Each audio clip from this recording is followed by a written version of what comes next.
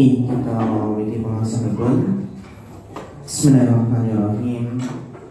Assalamualaikum warahmatullahi wabarakatuh.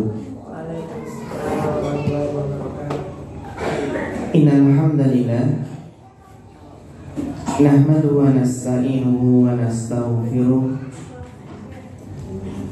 wa na'udzu billahi min syururi anfusina wa min sayyiati a'malina. Man yahdihillahu fala mudhillalah wa man yudlil fala hadiyalah. Asyhadu an la ilaha illallah wahdahu la syarikalah wa asyhadu anna Muhammadan abduhu wa rasuluh. Allahumma salli wa sallim wa barik wa an'im ala abdika wa rasulika Muhammad wa ala alihi wa sahbihi wa man tabi'ahum bi ihsanin ila yaumiddin, amma ba'd. Yang Allah hormati ustadzah wal ummahat yang semoga senantiasa dirahmati Allah Subhanahu wa taala. Alhamdulillah, tidak lupa marilah kita senantiasa meningkatkan rasa syukur kita kepada Allah Subhanahu wa taala, yang mana di kesempatan yang berbahagia ini kita masih diberikan taufik dan karunia-Nya sehingga kita bisa melanjutkan kajian parenting fikih pendidikan anak. Di kesempatan yang berbahagia ini kita memohon kepada Allah Subhanahu wa taala, semoga Allah Subhanahu wa taala memberikan ilmu yang berkah, ilmu yang bermanfaat. Para ustadzah wal ummahat yang dirahmati Allah, di kesempatan pagi hari ini kita masih membahas berkaitan dengan adab. Ketika kemarin kita telah membahas anak dan adab terhadap tetangga, insya Allah kedepannya masih masalah tentang adab-adab dalam keseharian, yang tentunya anak di usia dini itu yang harus ditekankan itu adalah dalam masalah adab. Karena betapa pentingnya adab, seseorang itu ketika menilai orang lain pun juga dari adabnya. Meskipun ibadahnya baik, terlihat baik, namun ketika adabnya buruk, tentunya ini adalah menjadi sesuatu yang menjadi tolak ukur ataupun yang dinilai oleh masyarakat. Sehingga pada kesempatan pagi hari ini kita akan membahas tentang anak dan adab ketika sakit. Anak dan adab saat sakit. Ibu-ibu para ummahat yang dirahmati Allah Subhanahu wa taala, salah satu yang menjadi motivasi semangat bagi seorang ibu untuk mendidik putra-putrinya, yang menjadikan seseorang itu tidak berkeluh kesah, namun senantiasa bersyukur dalam menjalani setiap keadaan, untuk menjadi seorang ibu yang tangguh, yang bersyukur, yang tabah, yang sabar, adalah dengan mengingat-ingat nikmat Allah Subhanahu wa taala. Di antaranya adalah nikmat berupa karunia anak yang sehat, anak yang terlahir dengan sempurna. Ketika mungkin ada keluh kesah betapa beratnya mendidik anak. Namun ketika kita ingat nikmat, alhamdulillah anak-anak kita sehat-sehat, ceria, riang gembira, bermain kesana kesini, maka itu adalah nikmat yang luar biasa. Terkadang ketika seorang ibu di rumah melihat anak lari ke sana, lari ke sini, mainannya diberantakin, padahal baru saja ditata, suatu saat seorang ibu akan merindukan masa-masa tersebut, masa-masa rumah yang Masya Allah ramai dengan anak-anak, dengan tingkah polanya, dengan keceriaannya. Dan kita yakin bahwasanya masa-masa indah tersebut tidak akan selamanya. Ada saatnya kita berpisah dengan anak-anak kita. Ada saatnya anak itu akan tumbuh dewasa dan akan berkeluarga. Ketika sudah berkeluarga, tentunya sebagian anak kita tidak tinggal bersama kita. Saat itulah maka akan apa? Akan rindu masa-masa betapa ramainya rumah dengan suara tertawa anak-anak kita. Sehingga ini yang harus kita syukuri. Dan kita tidak boleh terlalu berkeluh kesah ketika anak-anak itu loncat sana, loncat sini, lari sana, lari sini. Suatu saat ketika anak sedang sakit, kita rindu anak kita bisa berlari-lari lagi. Sehingga anugerah yang besar ini yang akan memotivasi seseorang mendidik anaknya dengan sebaik mungkin adalah ketika melihat sebagian saudara kita ada yang diuji, yang anaknya lahir dalam kondisi mungkin kurang sempurna, dalam kondisi cacat, atau mungkin terlahir dalam kondisi sakit parah. Kita terkadang melihat anak kecil yang sakit parah, yang diiklan di internet, yang sedang dibutuhkan penggalangan dana. Ada yang kena kanker, ada yang tumor, ada yang penyakit kulit, ada yang penyakit-penyakit lainnya. Coba kita bayangkan seandainya yang tergeletak, tak berdaya tersebut adalah anak kita. Sehingga nikmat yang amat besar ketika anak-anak kita itu sehat, jarang sakit.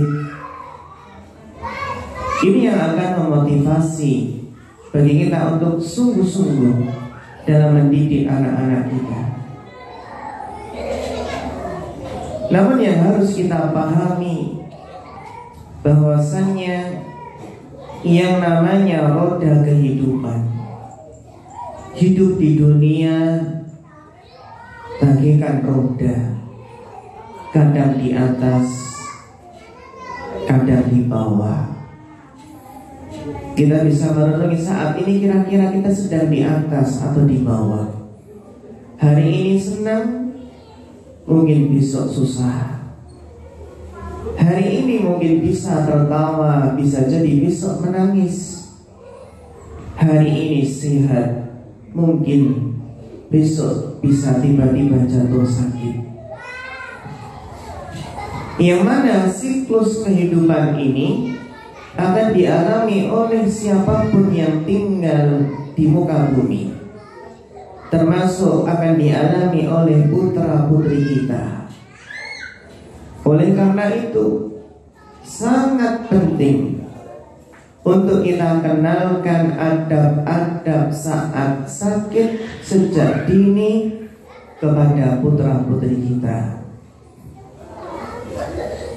Bahkan tidak hanya putra-putri kita, kita sendiri pun terkadang ketika sedang sakit lupa dengan apa? Dengan adab-adab ketika sakit.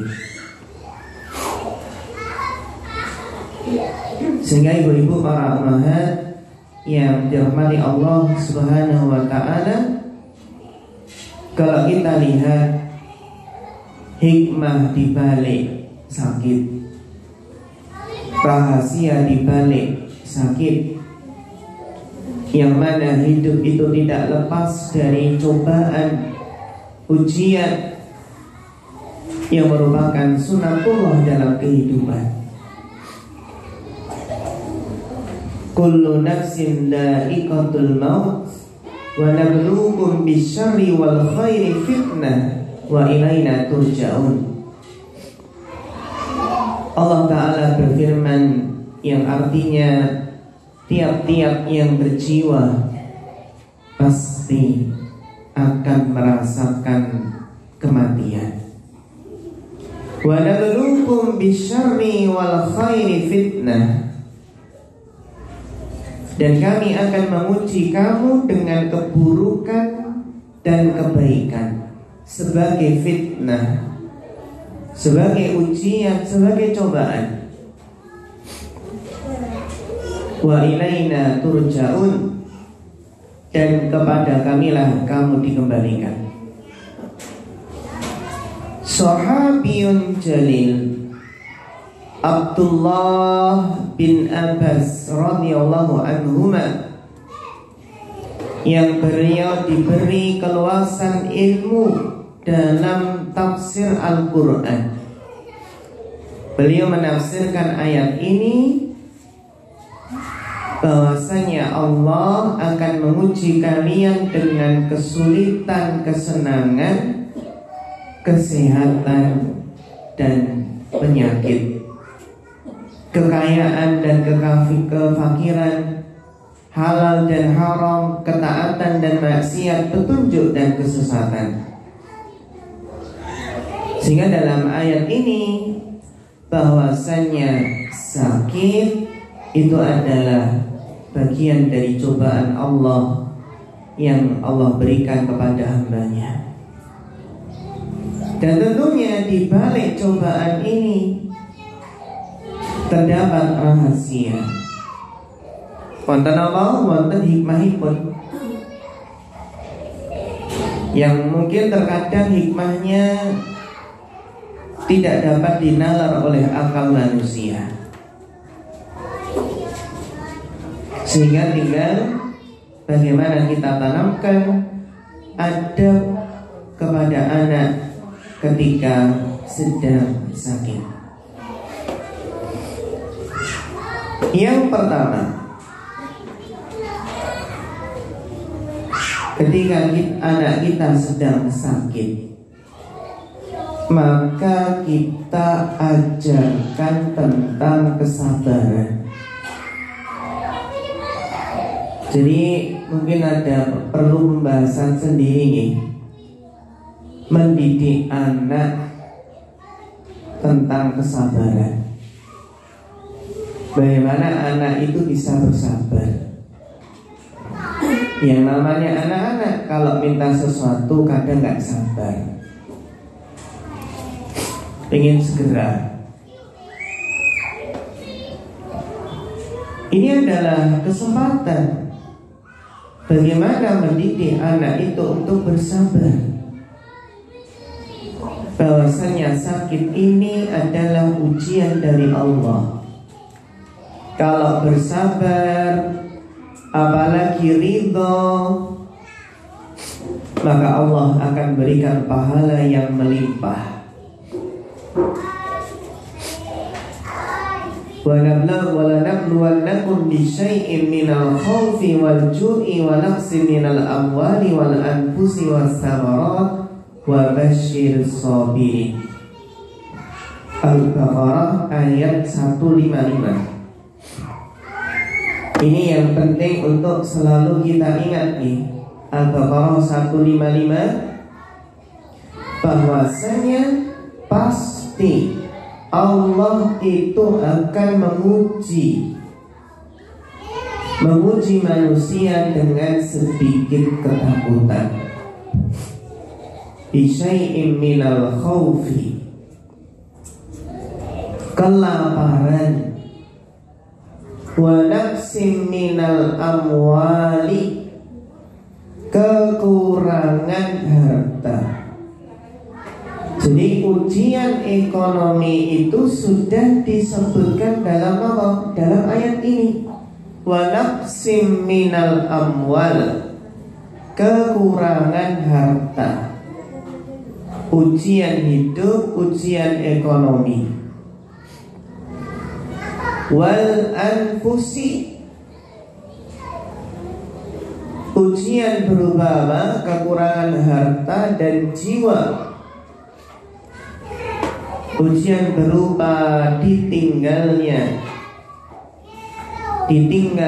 pergi oleh orang-orang yang kita cintai. Jadi merupakan sebuah sunatullah. Setiap perjumpaan pasti ada perpisahan. Mau gak mau, suatu saat nanti kita akan berpisah dengan orang-orang yang kita cintai.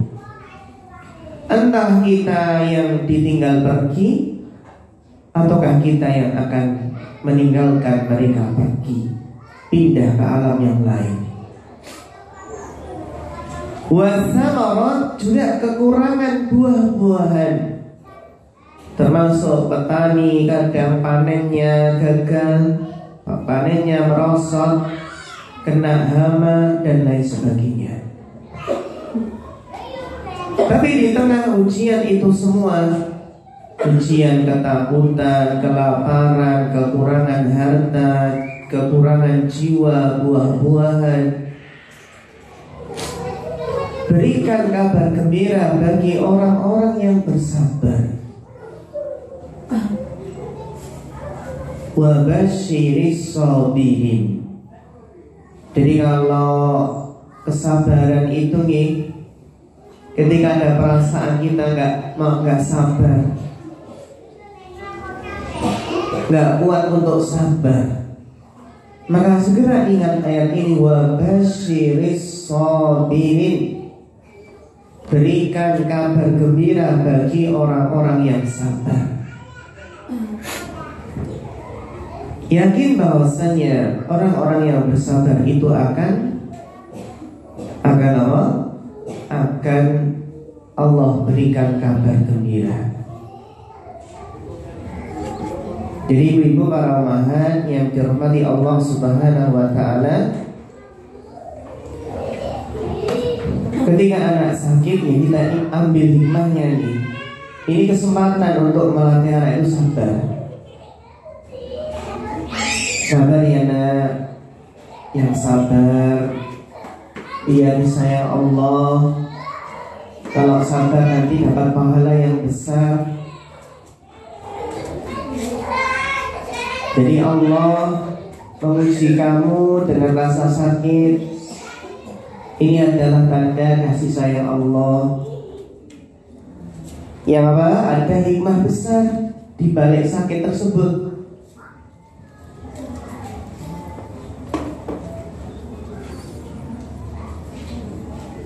Sehingga ini apa? Kesempatan untuk mendidik kesabaran.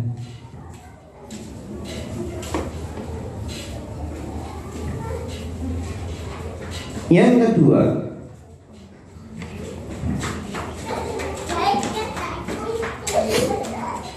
bagi yang terkena musibah, baik itu dirinya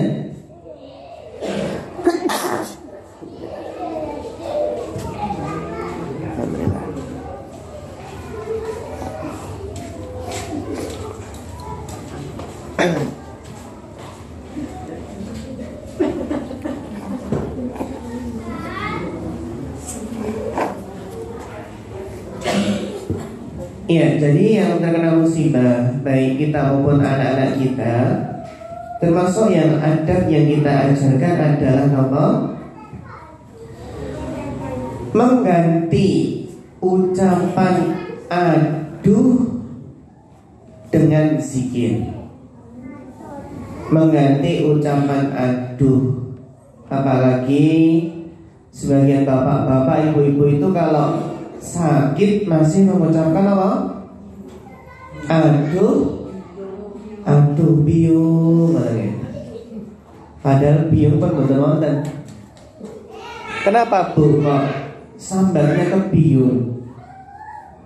Kalau orang kecil kan umi gitu nih. Ibu yang dipanggil uminya terus biasanya ketika sakit. Jadi kita ajarkan untuk mengganti ucapan aduh dengan zikir, dengan istighfar.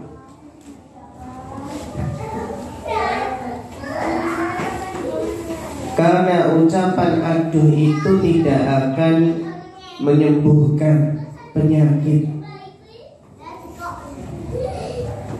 Apalagi para ulama salaf radhiyallahu anhum, mereka tidak suka mengeluh kepada manusia. Karena mengeluh itu terkadang mencerminkan kelemahan, ketidakberdayaan. Seandainya mengeluh, maka mengeluhlah kepada Allah. Innama ashku bathi wa husni. Bahasanya mengeluh itu kepada Allah, mengadu kepada Allah. Sehingga kita ajarkan ketika anak sakit, ketika anak mengeluh, aduh sakit. Nah, kita ganti biar dapat pahala. Lebih baik zikir, ganti istighfar. Astagfirullah. Ada yang orang sakit yang Masya Allah ketika sakit itu terus istighfar terus. Itu baik, itu Masya Allah, itu yang menenteramkan, yang menenangkan hati. Ketika sakit masih terus lisannya berzikir, Astagfirullah. Karena memang ketika orang dewasa itu sedang sakit, saat-saat sakit itu seharusnya seorang hamba itu semakin dekat dengan Allah Subhanahu wa ta'ala. Jangan sampai ketika sakit malah jauh dari Allah. Sebagian masyarakat ketika sakit tidak sholat, mungkin tidak tahu hukumnya atau bagaimana. Tapi banyak yang ketika sakit itu tidak sholat. Padahal ketika sakit seharusnya semakin dekat kepada Allah. Dan kita yakin bahwasannya kebahagiaan itu tidak ditentukan sehat atau sakitnya. Maksudnya adalah orang yang sakit pun hakikatnya bisa bahagia. Orang yang sakit bisa bahagia. Kenapa? Yang sakit mungkin jasmaninya, fisiknya sakit. Tapi kita ketahui bahwasannya yang namanya kebahagiaan itu di dalam hati. Badannya sakit, tubuhnya sakit, fisiknya sakit, tapi hatinya tetap bahagia. Sebagian saudara kita ketika kita jenguk padahal dia sedang sakit, Masya Allah, ketika menyambut itu masih bisa senyum. Padahal sakitnya parah, padahal sakit kanker, padahal mungkin sudah stadium lanjut. Tapi Masya Allah ketika menyambut kedatangan yang saudara-saudaranya yang menjenguknya masih bisa tersenyum. Orang yang ridho ketika diuji, yang ketika sakit, itu ada yang Masya Allah masih bisa tersenyum. Karena kebahagiaan itu bukan hanya milik orang yang sehat, orang sakit pun bisa bahagia. Sebagaimana kebahagiaan itu bukan hanya milik orang kaya saja. Bahkan kekayaan tidak jadi patokan seseorang bisa bahagia. Fakir miskin pun bisa bahagia, bisa tidurnya, bisa tentram hidupnya. Karena menjalani kehidupan ini dengan keridhaan, dengan kesabaran. Jadi dalam kondisi apapun, yang penting dekat dengan Allah. Kuncinya apa? Dekat dengan Allah. Pasti akan bahagia. Jadi sebenarnya tips hidup bahagia itu nggak rumit-rumit nih. Tidak sebagaimana teori-teori hidup bahagia yang dibuat oleh Barat. Bagian sini seperti ini yang rumit. Bahagia dalam Islam itu simpel saja. Yang penting dekat dengan Allah, yakin bahagia. Bahagia itu simpel mawon. Yang penting rutin beribadah, rajin beribadah. Yang penting setiap hari sholat, setiap hari baca Quran, setiap hari zikir, yakin bahagia. Apalagi ditambah sholat malamnya. Nih. Jadi bahagia itu adalah dengan mendekatkan diri kepada Allah Subhanahu wa ta'ala. Wonten Ibu, wonten penulis buku kiat-kiat hidup bahagia. Ada orang kafir menulis buku yang isinya itu tentang kiat-kiat hidup bahagia. Banyak yang memuji buku tersebut. Tapi ternyata apa Bu? Orang kafir yang menulis buku kiat hidup bahagia tersebut, ternyata dia sendiri tidak bahagia. Ternyata dia sendiri malah mati dalam keadaan bunuh diri. Loh, kok bisa? Yang bikin buku kiat tips hidup bahagia, dia sendiri malah mati bunuh diri. Ya karena nggak ada iman, karena kafir, karena bukan muslim.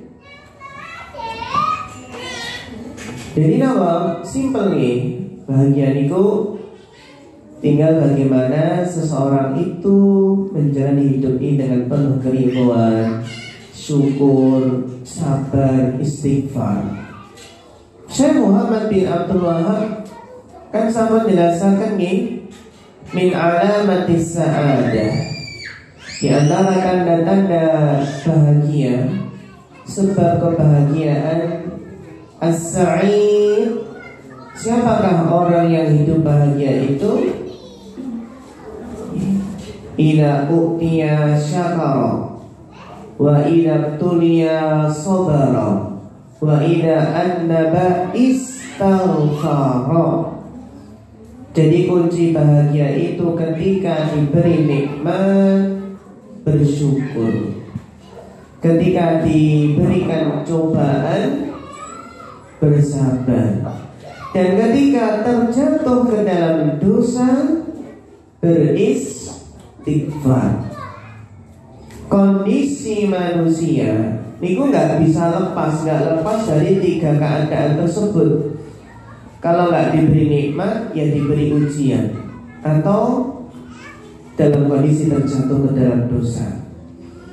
Sehingga dengan syukur, sabar, dan istighfar, seseorang akan bisa bahagia hidupnya. Nah kan jadi adab yang kedua niku diajarkan. Nah, daripada mengadu, daripada manggil umi, ibu, atau apa, boe, atau biung, apa lagi, bapak, enten banget. Anak sakit terus manggil Pak dokter gitu nih. Dokter. Itu ya yang kedua. Yang ketiga, adab anak ketika sakit adalah berobat. Kenapa? Berobat. Sebagian orang salah, Bu. Ketika sakit dia bertawakal kepada Allah. Anggapannya lah, dah saya sakit gak apa-apa, saya tak bertawakal, gak berobat, gak minum obat. Dia hanya bertawakal nanti kalau Allah sembuhkan ya sembuh. Tidak seperti ini. Ini orang yang pura-pura tawakal. Tawakal itu kalau sudah berusaha, sudah mengambil sebab. Seperti orang yang naruh sepeda motornya di apa? Di emperan rumah, Bu, di halaman rumah. Sepeda motornya sengaja nggak dikunci stang, nggak dikunci apa? Kunci stang. Dan dia mengatakan, wis nggak usah dikunci stang, nggak apa-apa, tawakal kepada Allah. Apakah tawakal seperti ini benar? Salah. Tawakal itu kita maksimal mengambil sebab, berikhtiar, berusaha. Tawakal itu nih, ketika kita naruh sepeda motor, yang penting kita kunci, kita taruh di tempat yang tepat, sudah tawakal kepada Allah.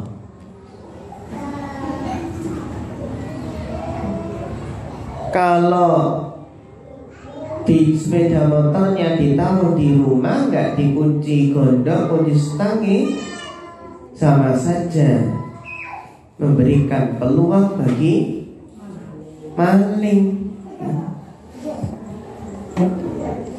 Jadi berobat, berobat. Tadawu ibadallah. Nabi saja menganjurkan, merintahkan, berobatlah wahai hamba Allah. Segera obati anak bila sakit. Langsung tanggap, jangan biarkan sakit itu berlarut-larut. Islam sangat memperhatikan kesehatan. Kita manfaatkan cara penanganan yang disyariatkan, yang diperbolehkan dalam agama kita. Kita maksimalkan segala macam obat yang ada. Mulai dari apa, Bu? Mulai dari ruqyah, bacaan Al-Quran atau zikir-zikir dari hadis-hadis Nabi. Jadi kalau sakit itu nggak hanya minum obat, nggak hanya minum obat kimia atau obat herbal, tapi sakit itu penting apa, Bu? Di ruqyah. Kita bacakan ayat-ayat Al-Quran. Dulu ada sebuah hadis yang ketika para sahabat itu sedang safar, Bu, dan singgah di suatu kampung. Ketika sampai di kampung tersebut, minta dijamu sama kampung tersebut, tapi kampung tersebut ternyata nggak mau menjamu. Kemudian apa? Kepala kampung di daerah tersebut ternyata sedang sakit. Sakitnya adalah karena digigit hewan berbisa. Sudah diobati kesana kesini, nggak sembuh. Kemudian sebagian ada yang berinisiatif, gimana kalau minta tolong bagi rombongan orang-orang yang datang tadi. Akhirnya minta tolong dan berjanji nanti akan memberikan imbalan, memberikan upah. Nah, kemudian salah satu dari sahabat kemudian meruqyah dengan membaca surat Al-Fatihah. ketika kepala suku tersebut, kepala kampung tersebut dibacakan apa?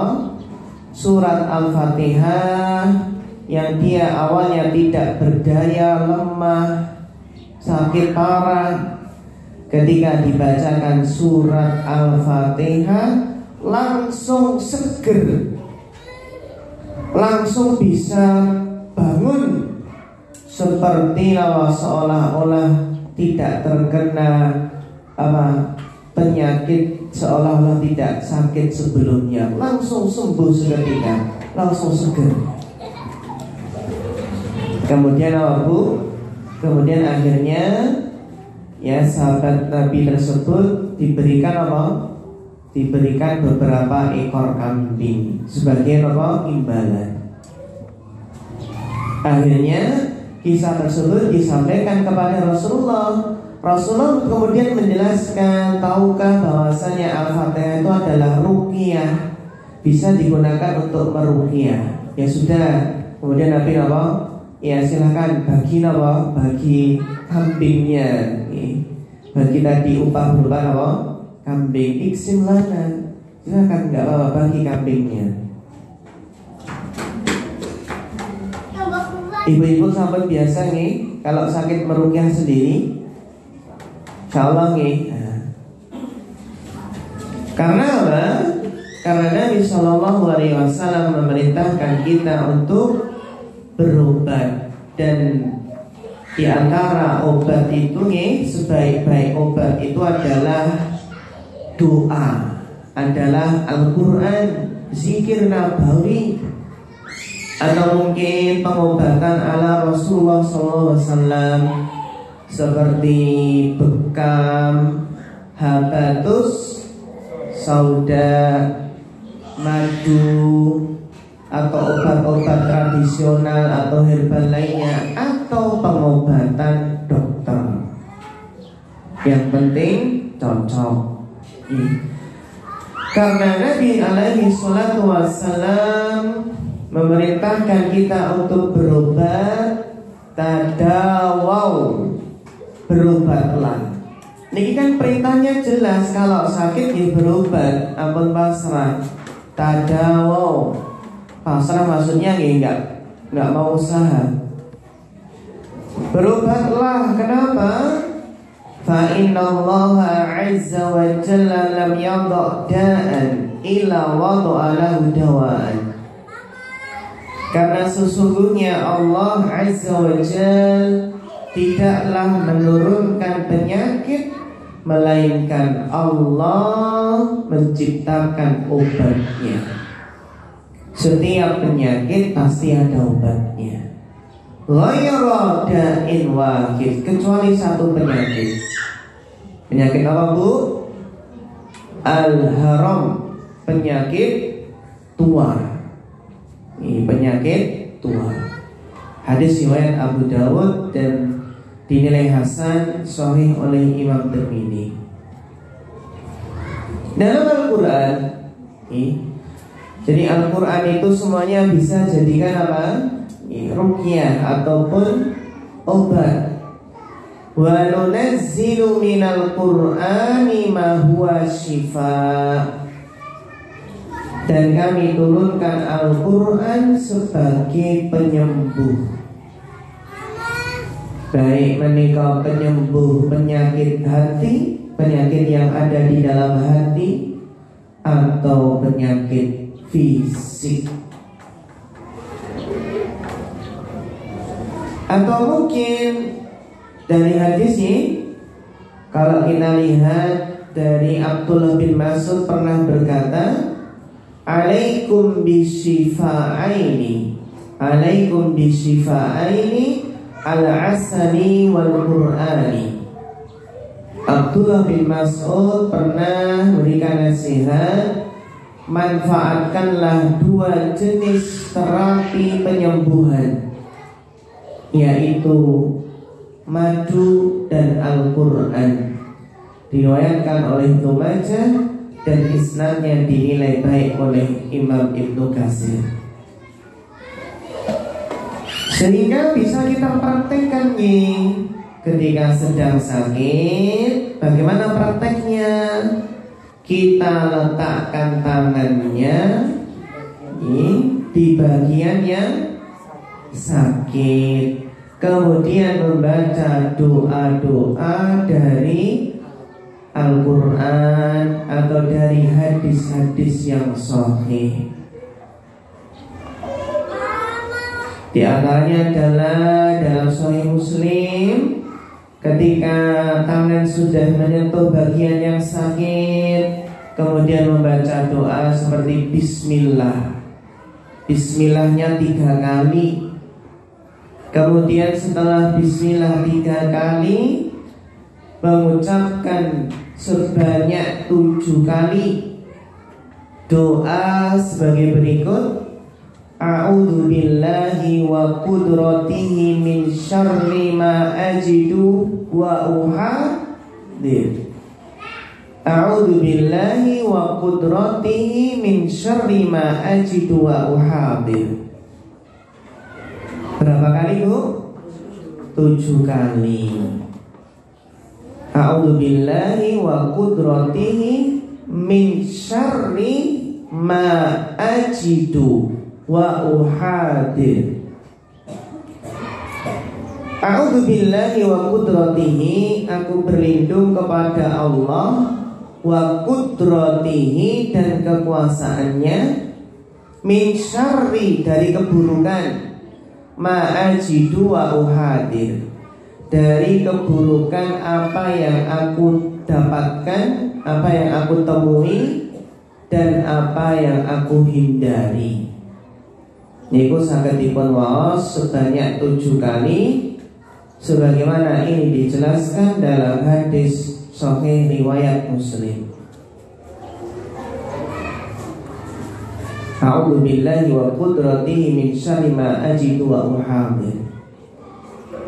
Atau mungkin doa yang lain, kita yang membacakan doa kepada anak kita yang sakit dengan doa yang masyhur, Allahumma rabban nas mudhibal ba'si ishfi anta syafi la shifaa illa shifaa'uk shifaan la yughadiru saqaman. Bisa kita, kalau kita bacakan doa ini bagi anak kita yang sedang sakit atau kita yang sedang sakit. Allahumma rabban nas mudhibal ba'si ishfi ibnati ishfi ibni ishfi zawji ishfi zawjati anta syafi la shifaa ila shifaa'uk shifaan la yughadiru saqaman. Atau doa-doa yang lain. Banyak ya, doa-doanya banyak. Beda kalau kita yang menjenguk nanti bisa kita bacakan doa-doa yang nanti tentunya ada pembahasan sendiri tentang adab dalam menjenguk orang sakit. Jadi apa? Segera berobat. Baik dengan apa? Dengan obat syar'i tadi atau obat yang lainnya. Dan bagi orang yang sakit boleh mengadu kepada dokter konsultasi yang dapat dipercaya tentang sakit yang sedang dialaminya. Yang penting mengadunya itu bukan karena kesal, bukan karena keluh kesah, tapi minta saran.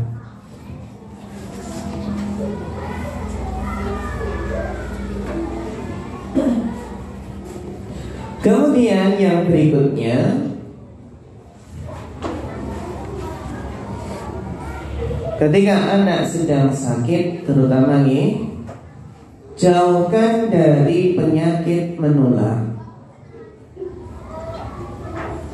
Jauhkan dari penyakit menular. Sehingga ketika anak sedang sakit dan sakitnya itu bisa menular kepada teman-temannya, lebih baik tidak masuk sekolah. Seperti penyakit apa, Bu? Campak, Ini apa boleh? Cacar, penyakit, apa boleh bu? Corona ini. Batuk pilek. Kalau batuk pilek nih, seandainya tetap masuk, yang penting masker. Jaga, dikasih tahu jaga adab ketika batuk. Kalau batuk pileknya 2 minggu nggak masuk 2 minggu bro. Seneng anaknya ini. Rasulullah SAW bersabda, kecuali tadi kalau memang batuk pileknya itu parah, agak parah ya, bisa istirahat dulu. Karena Rasulullah SAW bersabda, la yuridanna mumridun ala musihin. Janganlah yang sakit dicampur dengan yang sehat. Hadis riwayat Bukhari dan Muslim. Kita punya ayam yang sakit jangan dicampur dengan ayam yang sehat. Punya kambing, punya sapi, punya onta. Bahkan keluarga yang sakit, ada saatnya kita isolasi. Kalau kita sudah batuk pilek, ya pakai masker biar anak-anak kita tidak ketularan. Yang penting kita ngambil sebab. Ya nanti kita udah pakai masker, ya tetap ketularan ya. Yang tidak berusaha. Kan biasanya kan memang kalau di rumah ada satu yang batuk pilek, biasanya pun apa bu? Nyebar ya, nyebar. Jadi jauhkan anak dari penyakit yang menular. Yang penting apa? Tidak menyinggung perasaan hati temannya yang sakit. Kita jelaskan bahasanya ini adalah memang tuntunan Rasulullah SAW, bukan karena nggak sayang gitu nih.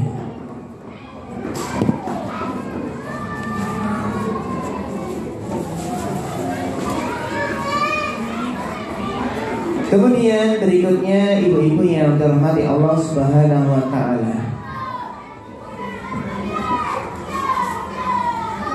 Ketika kita membahas tentang anak dan adab saat sakit, kita pun tentunya perlu mengingat adab orang dewasa ketika sedang sakit. Karena terkadang kita pun lupa bahwasanya sakit itu adalah akan menjadi kebaikan bagi seorang muslim selama bisa bersabar. Sungguh menakjubkan perkara seorang mukmin, semua urusannya itu baik. Dan ini hanya ada pada seorang mukmin. Jika ketika mendapatkan kegembiraan dia bersyukur, maka itu baik baginya. Jika susah bersabar, maka itu baik baginya. Hadis riwayat Muslim. Dan kita yakin bahwasanya sakit itu akan menghapus dosa-dosa. Berarti kalau anak-anak pripun Bu? Anak-anak kan ada yang berdosa nih. Dosa orang tuanya. Sakit akan menghapus dosa.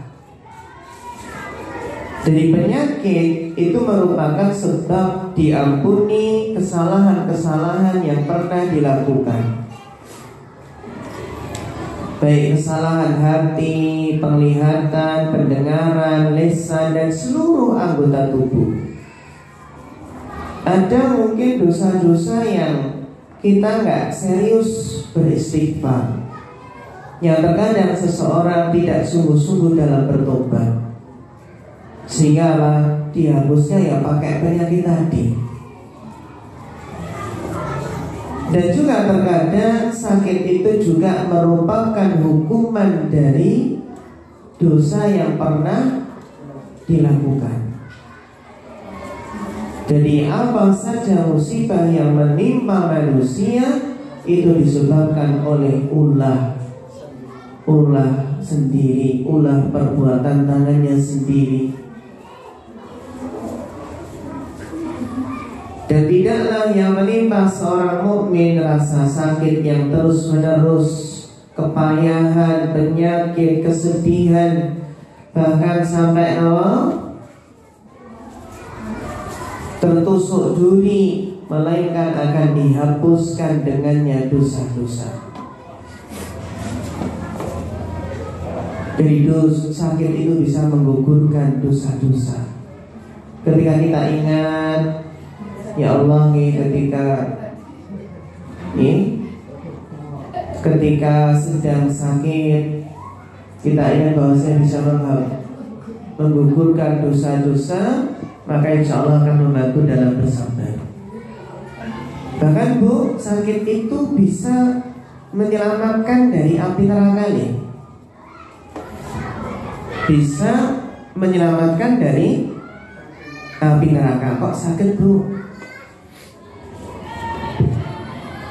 Karena Rasulullah pernah menjelaskan, jangan kamu mencaci maki demam, jangan mencela demam. Karena sesungguhnya dengan sakit demam, Allah akan menghapus dosa-dosa manusia sebagaimana tungku api menghilangkan kotoran-kotoran besi. Sehingga dia tidak boleh bagi seseorang itu mencaci maki penyakit yang dideritanya. Demam contohnya, nggak boleh menggerutu, berburuk sangka kepada Allah. Karena Nabi bersabda dalam hadis riwayat Bazzar, hadis yang sahih, bahwasanya sakit demam itu menjauhkan setiap mukmin dari api neraka. Sakit demam menjauhkan setiap mukmin dari api neraka. Dan lebih lagi, ibu-ibu yang dirahmati Allah, sakit itu bisa mengingatkan seorang hamba atas kelalaiannya. Kadang seseorang itu kalau nggak ditegur sakit, nggak sadar-sadar Bu. Jadi dibalik sakit, dibalik musibah, tadinya seorang hamba yang jauh mengingat Allah, kembali kepada Allah. Kalau seseorang biasanya dalam keadaan sehat, kuat, suka tenggelam dalam perbuatan maksiat, mengikuti hawa nafsunya, sibuk dengan urusan dunia, melalaikan rohnya, maka ketika diuji dengan sakit atau musibah, dia baru sadar akan kelemahannya, kehinaannya, ketidakmampuannya, sehingga ia bisa ingat atas kelalaiannya selama ini. Akhirnya apa? Akhirnya dia pun kembali kepada Allah dengan penyesalan dan kepasrahan diri.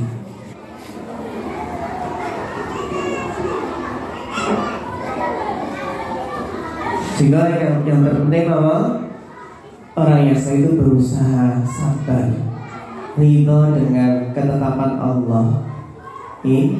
Dan yang penting Bu, ketika sedang sakit itu kan yang penting husnudon, berbaik sangka kepada Allah.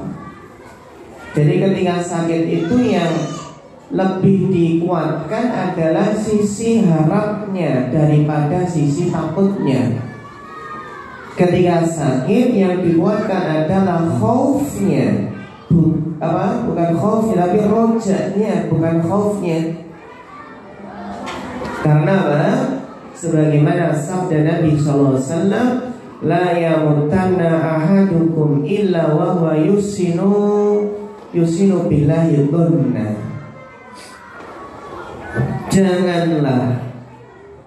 Janganlah seseorang di antara kalian itu meninggal kecuali dalam keadaan berprasangka baik kepada Allah. Jadi ketika sakit, terutama sakit parah, terutama ketika sakit parah akan meninggal, sakit kritis, mau sekarat, Maka yang didahulukan adalah rasa apa? Husnudonnya. Jangan sampai apa? Suudon. Sudah sakit, akhirnya nanti dia bisa putus asa dari rahmat Allah. Jadi kalau sedang sakit parah niku, yang didahulukan adalah prasangka baiknya kepada Allah, agar tidak putus asa. Ininya jangan meninggal dunia kecuali dalam keadaan berbaik sangka kepada Allah. Jangan sampai meninggal kok suudon kepada Allah. Na'udzubillah.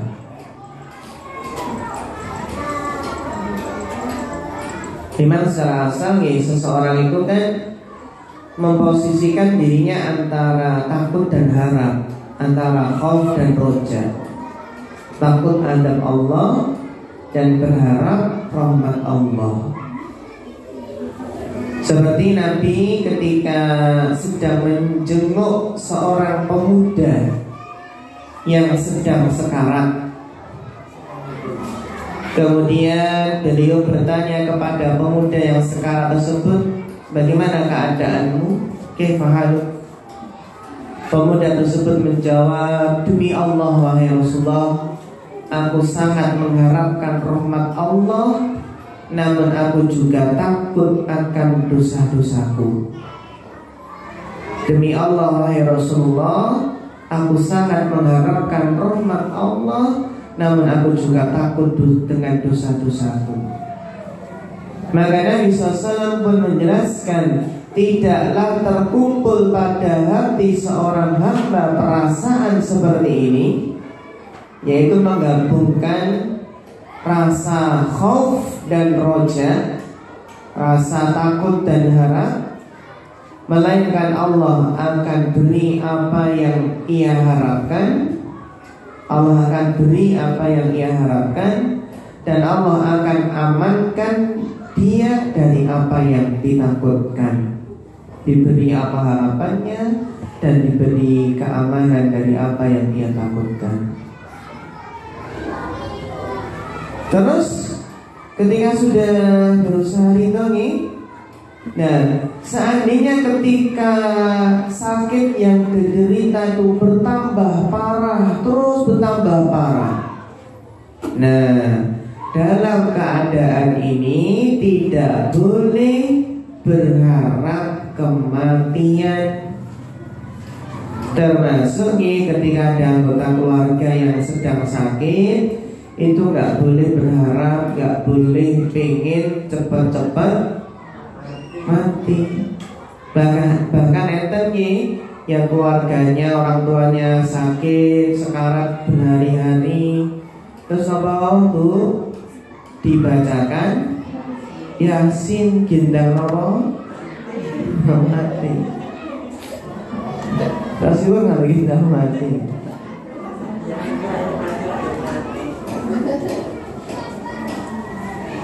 Jadi ternyata nggak boleh mengharap kematian.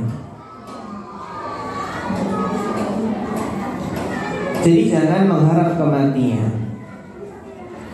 La yatamannayana ahadakumul mauta. Jangan engkau berharap kematian. Kenapa? Karena sesungguhnya jika engkau adalah orang yang memiliki banyak kebaikan dan waktu kematian itu diakhirkan, ya maka kebaikannya akan bertambah, dan itu baik. Begitu juga sebaliknya, jika orang yang berbuat keburukan dan waktu kematiannya diakhirkan, maka itu bisa bertobat dari keburukan tersebut, maka ini baik. Maka kata Nabi, jangan sekali-kali berharap kematian, berharap ingin cepat mati.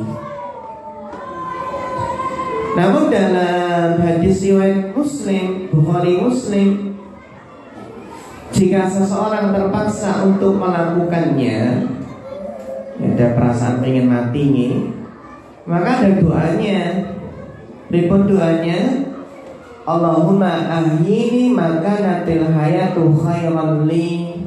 Ya Allah, hidupkanlah aku, panjangkanlah usiaku jika hidup ini lebih baik bagiku. Minta dipanjangkan usia jika hidup itu lebih baik bagiku. Wa tawaffani in kanatil wafatu khairan li, jika hidupku dan wafatkanlah aku jika wafat itu adalah lebih baik bagiku. Tapi secara asal tidak boleh berandai-andai pengen cepat mati. Seandainya pengen melakukan ya pakai doa tadi.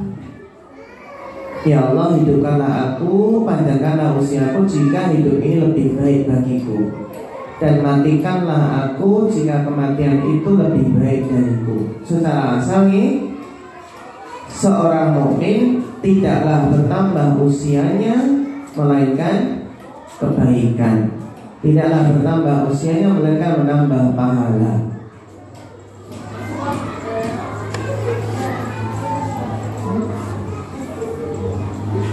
Terus jika orang yang sakit tersebut memiliki tanggung jawab, kewajiban kepada orang lain yang belum tertunaikan, maka apa? Bisa ditunaikan dengan segera. Terutama menulis wasiat, wasiat tentang kewajiban yang belum ditunaikan. Segera membuat wasiat yang itu nanti tentunya wasiatnya akan ditunaikan sesuai dengan isi wasiat tersebut.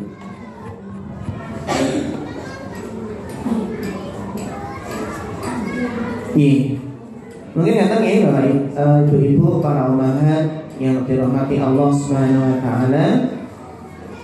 Sebenarnya masih ada beberapa adab bagi orang yang menjenguk orang sakit. Tentunya kita semua sudah memahaminya nih. Yang penting kan ketika menjenguk orang sakit itu niatnya ikhlas, tujuannya baik, dalam rangka apa? Mencari ridho Allah. Karena barang siapa yang mengunjungi atau menjenguk orang sakit karena Allah, atau mengunjungi saudaranya karena Allah, di jalan Allah, maka akan mendapatkan balasan berupa surga Allah Subhanahu wa taala. Wa tabawwa'ta minal jannati manzilan. Yang intinya ketika menjenguk menikah, memperhatikan situasi kondisi yang sesuai, yang bijak. Jangan memberatkan orang yang dijenguk, pilih waktu yang tepat. Jika orang sakit dirawat, maka hendaknya mungkin izin terlebih dahulu, mengetuk pintu dengan pelan, menundukkan pandangan, menyebutkan tidak berlama-lama karena membuat lelah. Dan jangan lupa mendoakan orang yang sakit dengan kesembuhan.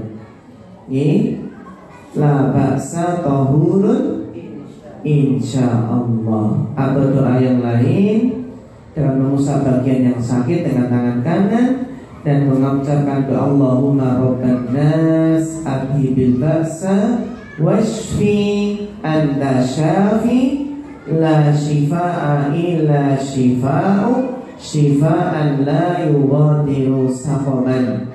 Allahumma rabban nas, ya Allah Rabb manusia, adhibil ba'sa, hilangkanlah penyakit ini, washfi, dan sembuhkanlah. Allahumma rabban nas adhibil ba'sa washfi, dan sembuhkanlah. Anta syafi, engkaulah yang maha menyembuhkan. La shifaa'a illa shifaa'uk, tidak ada kesembuhan melainkan hanya kesembuhan darimu. Shifaan la yughadiru saqaman, kesembuhan yang tidak meninggalkan sedikit pun penyakit. Masya Allah, shifaan la yughadiru saqaman. Ini hadis riwayat Bukhari Muslim dan lafadznya adalah lafadz Imam Muslim. Ya saged sampun nafas dateng nggih. Insyaallah nggih. Insyaallah dereng. Ya, saya ketika hafalaken terus direnungi maknanya itu Masya Allah dalam maknanya Allahumma rabban nas adhibil ba'sa washfi anta syafi la shifa'a illa shifa'u shifa'an la yughadiru saqama. Dan juga yang penting ibu-ibu yang dirahmati Allah, ketika anak yang sedang sakit jangan lupa kita tanamkan tauhid. Tauhid dengan kita ajarkan berdoa, minta kepada Allah supaya disembuhkan. Bahkan anak 2 tahun pun bisa kita ajar demikian. Ayo berdoa sama Allah, ya Allah sembuhkan adik gitu. Nanti akan apa? Akan diturukan, ya Allah sembuhkan adik. Ketika sembuh ditanya, siapa yang menyembuhkan tadi? Allah. Sambil apa? Fitrahnya anak masih nunjuk ke atas. Siapa yang menyembuhkan tadi? Siapa yang menyembuhkan adik? Allah. Sambil nunjuk ke atas. Habis itu apa Bu? Terima kasih ya Allah. Nah, saat itu ditanamkan tauhid. Biar tidak yang menyembuhkan siapa? Pak dokter. Wah ini dokter kan hanya perantara, gak bisa menyembuhkan, hanya sebab. Betapa banyak orang yang sakitnya sama, dosisnya sama, dokternya sama, yang satu sembuh, yang satu meninggal ya. Jadi hakikat yang menyembuhkan adalah Allah. Wa idza maridtu fa huwa yashfi. Ini makanan ibu-ibu yang kita bahas di kesempatan menikah. Barangkali ada pertanyaan, kita persilahkan. Iya, Ustaz, untuk adab mendoakan Ustaz, anak-anak misalnya sakit jatuh atau terluka kan bisa kita sentuh bagian yang sakit, kemudian tadi yang disunat dulu. Yang saya tanyakan misalnya sakitnya itu di rumah bukan sakit jin nggak masuk sekolah gitu, terus kita doakannya cukup lewat doa itu kita kirimkan atau itu masa ada yang harus apa kita doakan di rumah dengan kita mengangkat tangan. Dan seringnya misalnya sakitnya izin di doa itu kadang cuma copy paste doa, padahal kita juga nggak hafal, jadi nggak ada yang seperti itu.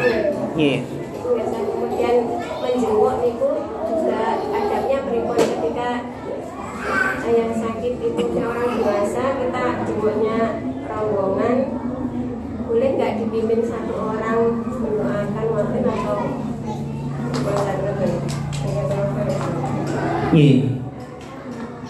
Ketika anak sedang sakit, bagaimana cara mendoakannya? Tentunya yang pertama kita mendoakannya adalah diusahakan dengan doa-doa yang tadi sudah ada dalilnya dalam hadis-hadis sahih Nabi Shallallahu Alaihi Wasallam. Jadi yang pertama isi doanya adalah berasal dari hadis itu lebih baik. Seandainya belum hafal, maka bisa berdoa dengan lafaz apa saja yang intinya adalah mendoakan kesembuhan. Ya, seperti syafaqallah. Kalau perempuan syafaqillah, ya, semoga lekas sembuh. Semoga Allah memberikan kesembuhan. Jadi tidak mengapa ketika seandainya tidak hafal, kita pakai doa yang lain sesuai dengan kemampuan kita. Terus bagaimana seandainya izin sakit lewat WA? Mbak, mengapa kita doakan lewat WA, semoga lekas sembuh, lekas sehat kembali, syafa Allah, semoga Allah segera memberikan kesembuhan. Atau nggak apa-apa, saya ngikutin apa-apa, copy paste, atau terkadang kan sudah ada doa gitu, apa namanya pun stiker nih, nah. Yang penting ketika copy paste itu nggak hanya sekedar kopas, tapi juga lebih baik kita juga mengucapkan secara lisan. Dari lisan kita dan hati kita pun juga. Karena doa itu kan tidak hanya sekedar apa yang keluar dari lisan, tidak hanya sekedar apa yang keluar dari jari jemari yang kita ketikkan. Karena Allah layak baru doaan min qalbin ghafilin lahin. Allah tidak akan mengabulkan doa dari hati orang yang lalai, tidak fokus, tidak paham dengan isi doanya. Yang lalai dari apa? Isi dari doa yang ia panjatkan. Maksudnya apa? Ya, ketika kita kopas, jangan lupa hati kita pun juga berdoa, lisan kita pun juga berdoa. Katanya, karena nanti kalau nggak kita balas syafakumullah, padahal sudah kita doakan lewat lisannya, kita sudah berdoa sungguh-sungguh, terus kalau nggak kita balas, nanti apa Bu? Bisa. Ya mungkin bisa ada perasaan kok nggak dibales ya, kok nggak didoakan lewat apa? Lewat WA. Meskipun ketika ada info seperti itu memang apa nggak harus semuanya mendoakan lewat WA. Itu nggak harus. Nanti kalau seperti itu apa? Penuh WA-nya. Jadi ada yang ketika ada info seperti itu kadang-kadang lewat WA betul apa ketika mungkin terasa nanti penuh kita doakan secara lisan saja, barangkali itu lebih khusyuk, lebih sungguh-sungguh. Yang penting kita nggak seudon ini kok nggak doakan lewat WA ya barangkali sudah mendoakan lewat lisannya, bahkan lebih sungguh-sungguh daripada sekedar kopas. Karena tadi terkadang kan biar nggak kelihatan kopas, ada di editnya sedikit kata ada perubahan dikit, atau mungkin apa Bu? Ya sebenarnya stikernya isinya sama, tapi pengen ganti bentuk yang lain, agak beda stikernya, yang isinya doa. Katanya jadi intinya adalah ketika ada yang sakit kita mendoakan dengan yang Nabi ajarkan, dan lebih penting dari itu adalah berdoa dengan penuh kesungguhan, dengan penuh kekhusyuan. Jangan sampai dari hati yang lalai, dari isi yang doa yang ia panjatkan. Terus kemudian yang kedua apa? Menjenguk. Berkaitan dengan menjenguk, kita secara asal ketika menjenguk kita doakan secara masing-masing. Syafakumullah, semoga Anda sehat, segera sembuh, atau doa-doa yang lainnya. Atau ketika dibimbing, sesekali tidak mengapa, tapi tujuannya adalah mengajarkan kepada yang lain bahwasanya doanya seperti ini, lafadznya seperti ini.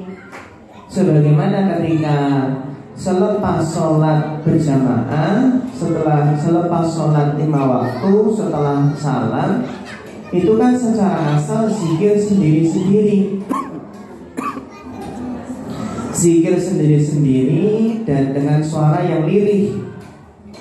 Tapi sesekali nggak mengapa ketika ada keinginan mengajari masyarakat, sehingga zikirnya dikeraskan, nanti ditirukan oleh masyarakat. Nanti kalau sudah pada hafal zikir sendiri-sendiri. Sebagaimana nih ketika di pekuburan ya sama, mendoakan sendiri-sendiri ketika sedang menjenguk ingatan. Ini pun apa? Ini yang sesuai dengan sunnah Nabi Sallallahu Alaihi Wasallam. Wallahu ta'ala a'lam. Konten balik ada juga? Nih. Untuk yang membacakan basmalah 3 kali mungkin doanya tadi itu untuk sakit-sakit yang misalkan luka fisik kayak gitu bisa, atau hanya sekedar luka yang mungkin alami luka dalam atau bagaimana pendekatannya. Jadi kalau sakitnya juga banyak gitu, yang disentuh kan tadi yang bagian sakit gitu. Iya. Ada kayak kata-kata di dan sebagainya itu bagaimana teknisnya penerapan doa itu. Iya.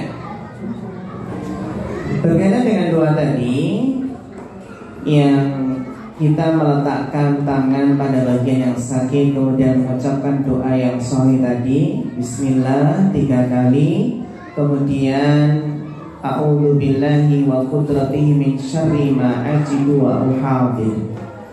Aku berlindung kepada Allah dan kekuasaannya, min syarri dari keburukan, ma'ajidu apa yang aku temui, apa yang aku alami, apa yang aku dapatkan. Umum. Berarti sakit apa saja. Ma'ajidu di sini pakai ma mausulah. Ma mausulah dalam bahasa Arab itu menunjukkan lafaz umum. Apa saja yang aku dapatkan, apa saja yang aku alami berupa sakit ini. Wa uhadir, dan apa saja yang aku hindari. Jadi apa? Lafadznya umum. Meskipun sakitnya penyakit dalam, di perut ya dipegang perutnya, di hati ya di hatinya, di jantung ya di jantungnya. Kalau gatal-gatal ya bebas, yang disentuh yang mana, yang di situ gatal-gatal ini tidak harus disentuh semua kan nggak bisa kan? Gatalnya banyak sana sini kan? Nah, bisa dengan diambil mana yang sakit, mungkin yang terasa gatal sekali. Jadi untuk sakit yang umum, karena lafadznya nih umum, ini sakit atau mungkin masuk angin atau yang lainnya, demam atau yang lainnya nih. Jadi lafadznya adalah umum, min syarri ma ajidu wa uhadir, dari apa yang aku dapatkan dan apa yang aku hindari. Tengih, wallahu ta'ala alam bisawab. Ye.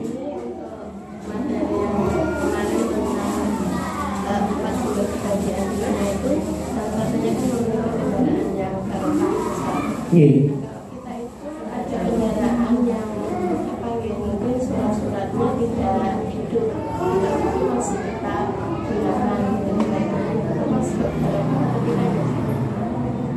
Termasuk apa?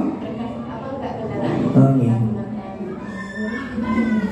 Nih, pertanyaan bagus sekali nih. Kalau dalam lafaz hadisnya kan markabul hani, kendaraan yang nyaman. Termasuk kendaraan yang nyaman itu adalah nggak harus mewah. Nggak harus apa? Nggak harus mewah. Nih, buat apa mewah tapi dalamnya keropos? Dalamnya apa? Keropos ya, itu nih, yang viral itu nih, mewah tapi dalamnya apa? Patah. Nih, banyak motor-motor bagus patah dalamnya. Jadi dalam lafadznya adalah kendaraan yang nyaman, tidak harus mewah. Yang nyaman tuh bagaimana? Yang nyaman tuh nyaman dikendarai, nyaman di hati juga termasuk. Termasuk nyaman di hati adalah kendaraan yang lengkap, suratnya. Karena kalau kita berkendaraan tidak lengkap suratnya, nyaman boten Bu mengendarai? Dengan ketemu polisi pribon.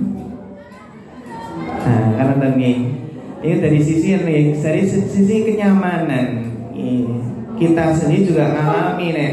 Kalau seandainya telat apa Bu?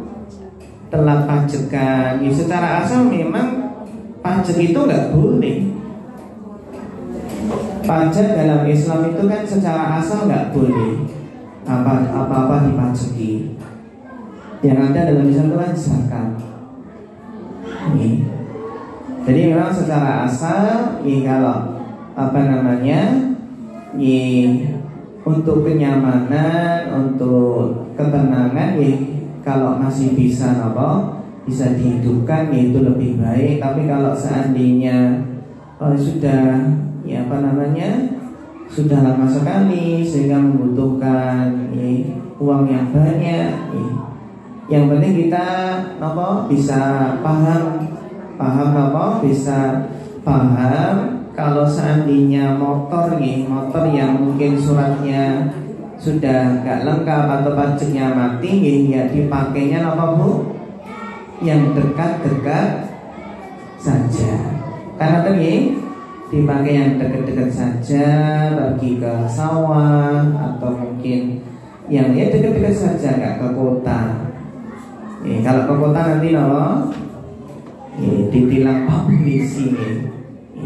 Karena sebagian memang di desa seperti itu kalau ada bapak-bapak yang udah motornya buat usung-usung, buat usung jagung, kacang atau yang lainnya, yang di situ tentunya sudah nggak memperhatikan yang namanya tadi surat-surat tadi untuk ke sawah gitu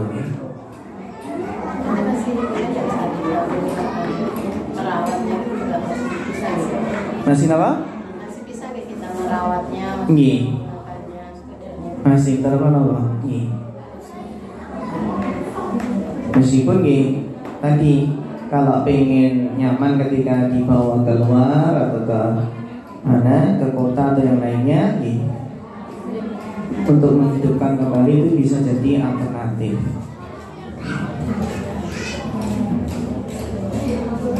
Ngerti Demikian para ustazah dan ummahat yang dirahmati Allah Subhanahu wa taala, materi pada kesempatan pagi hari ini mudah-mudahan bermanfaat. Ada kurang lebihnya mohon maaf.